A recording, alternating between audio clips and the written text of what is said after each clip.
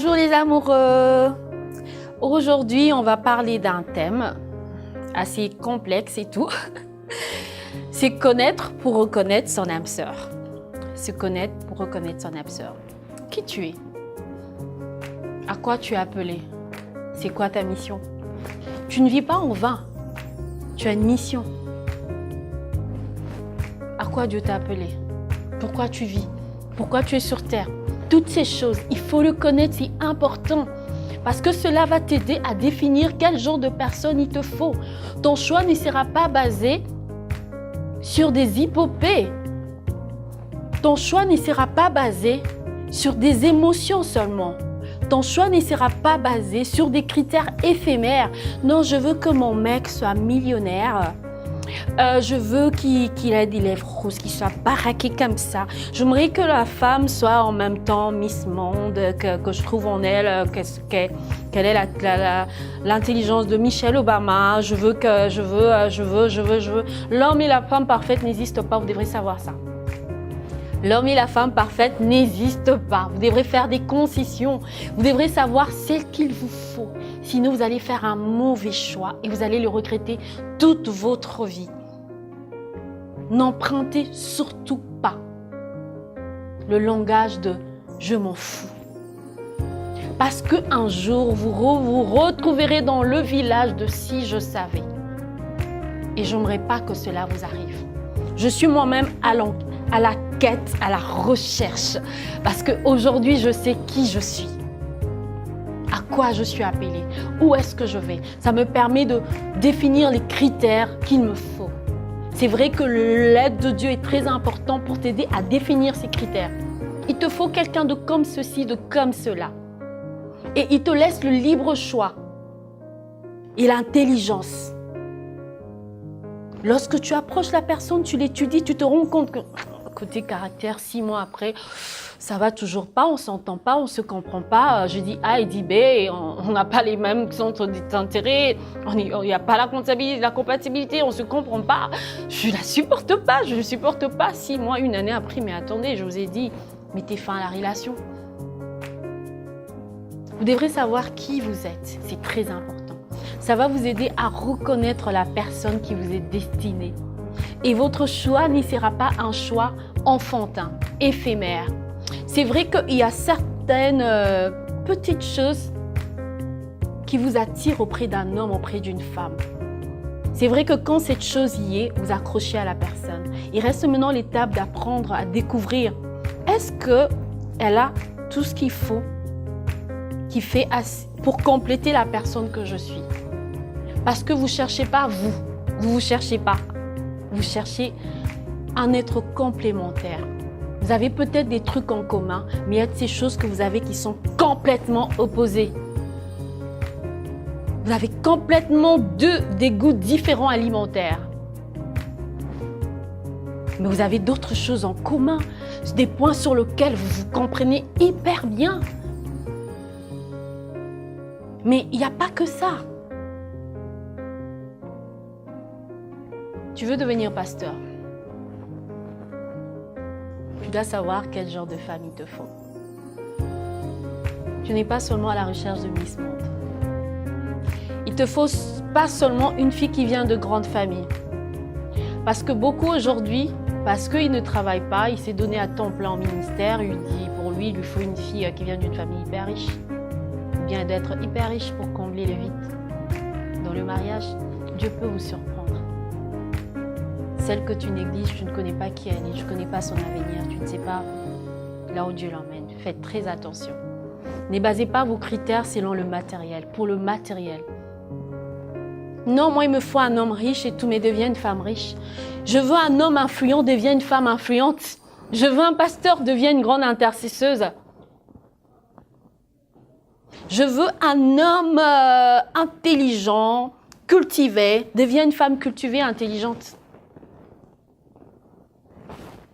C'est clair? Tu dois te connaître. La vie est un voyage. Le mariage est un voyage. Un long voyage. Qui ne s'arrête qu'après la mort de la personne. C'est un long voyage. Si vous ne voulez pas passer de divorce en divorce, De rupture en rupture, il y a les enfants qui payent le coup. Apprenez à vous connaître. Cela va vous aider à comprendre, à connaître quel genre de personne il vous faut. Il y a de ces choses peut-être que vous ne verrez pas, mais votre entourage va le voir. Ils vous passeront peut-être des messages. Cette femme, en tout cas, c'est pas celle qu'il te faut. On te connaît. C'est souvent les membres de nos familles qui nous aident aussi. Qui nous aident énormément parce qu'ils nous connaissent très bien. Ils te connaissent. Ta mère sait que tu as un mec assez négligent, qui jette un peu tout partout. Elle te regarde et dit non, mon fils, il lui faut une femme vraiment ordonnée. Une femme vraiment ordonnée qui va l'aider à mettre de l'ordre, au fait, dans sa vie. Ils savent ce qu'il te faut. Des fois, Dieu passe par nos parents, passe par nos membres de notre famille pour nous parler, pour nous mettre en garde. Mais nous ne prêtons pas aux oreilles parce que l'amour nous emporte. Soyez très prudents, soyez très sages. Ouvrez vos oreilles, ouvrez vos esprits et laissez Dieu vous conduire.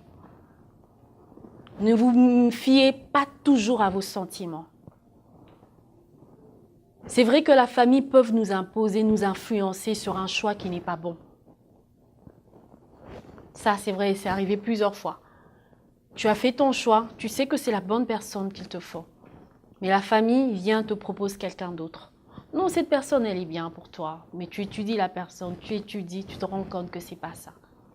J'ai pas dit que la famille, les amis doivent définir nos relations. Non. Juste qu'il peut utiliser certains d'entre eux pour nous dire si cette personne est bonne pour nous. Alors ne vous imposez pas auprès de votre belle famille. Ne les amadouez pas, ne les achetez pas. Il ne faut pas corrompre votre belle famille. Le mec, la go, vient vous présenter la femme, la go, peu importe, vous présente à sa famille et vous les manipulez, vous les achetez. Il ne faut pas corrompre votre future belle famille. Des cadeaux à la belle-mère, des cadeaux au beau-père, des sorties avec les belles-sœurs, tu viens, tu fais semblant de cuisiner, tu fais semblant de balayer, pourtant c'est pas ton genre, t'es pas les genres de personnes, t'es pas les genres de filles. Pourquoi? Sois vrai. Parce qu'ils doivent savoir quel genre de femme ils offrent à leur fils. Ils doivent l'encourager ou pas. C'est pour votre bonheur à tous les deux. Parce que si vous faites un mauvais choix, vous allez le regretter toute votre vie. Tu emmènes des cadeaux aux beaux-parents, aux futurs beaux-parents, parce qu'ils ne sont pas encore tes beaux-parents. Parce que la relation peut s'arrêter en chemin. Tu emmènes des cadeaux au beau-père, iPad, à ceci, parce que tu veux qu'il t'accepte pour sa fille. Mais c'est toi qui perds. Parce qu'ils vont s'attacher à ton matériel. Et le jour que tu n'en auras pas, ils vont te foudre à la porte. Et ils chercheront quelqu'un de plus riche que toi, de plus aisé que toi pour leur fille. Sois toi, sois vrai. Soyez vrai dans vos futures belles familles. Ne faites pas semblant, n'en faites pas de trop. Ne donnez pas une image de vous que vous n'êtes pas. Parce que eux aussi, ils vont aider leur fils, leur fille à faire un choix, à étudier, à vous observer. Si vous êtes la bonne personne pour lui, pour elle. Mais après observation, après avoir été toi, après avoir révélé toutes tes fautes, tes manies, la belle famille regarde, te dit à leur fils, cette personne n'est pas bonne pour toi. Elle n'est pas bonne pour toi. Regarde, il y a ça. Étudie. Écoute-le, étudie par rapport à ce qu'ils ont dit. Rends-toi compte toi-même si c'est bon ou pas. Si c'est pas bon, ne te mets pas la corde au cou.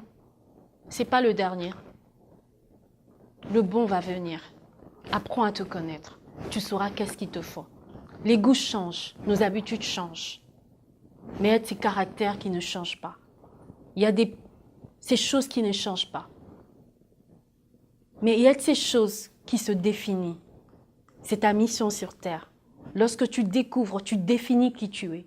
Tu sauras exactement qui il te faut. Quel genre de femme il te faut. Sois attentif à Dieu. C'est vrai, il ne faut pas trop se fier à son cœur. Sois attentif à Dieu.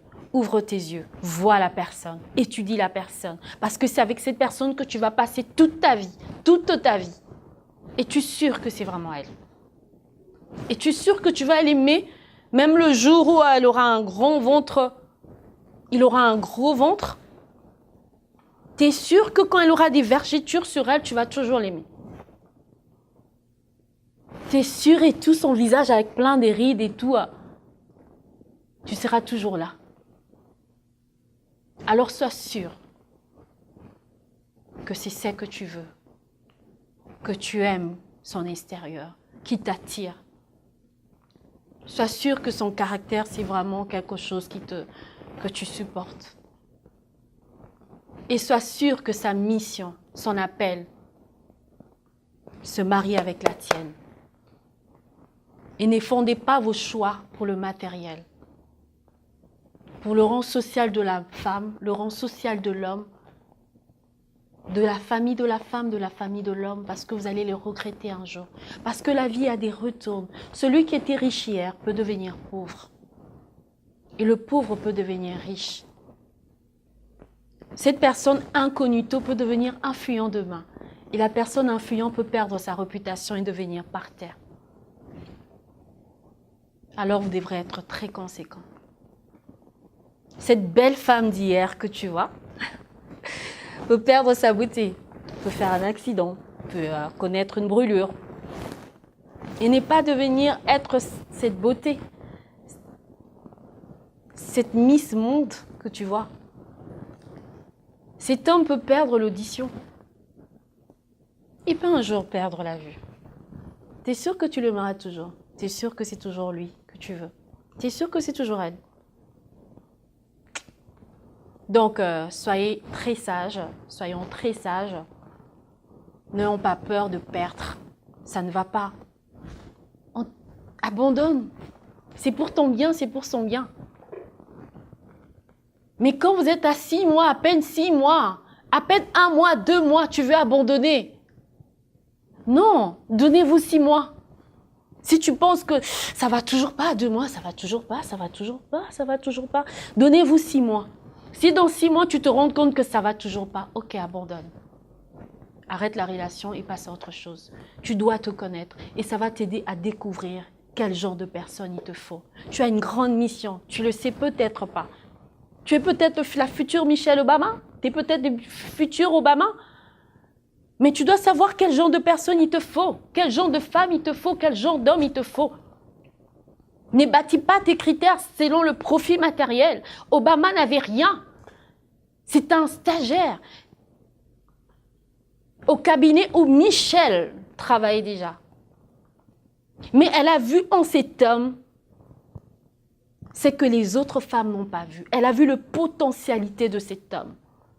Elle a dit non, celui-ci, si je travaille sur lui, je peux faire de lui le futur président des États-Unis.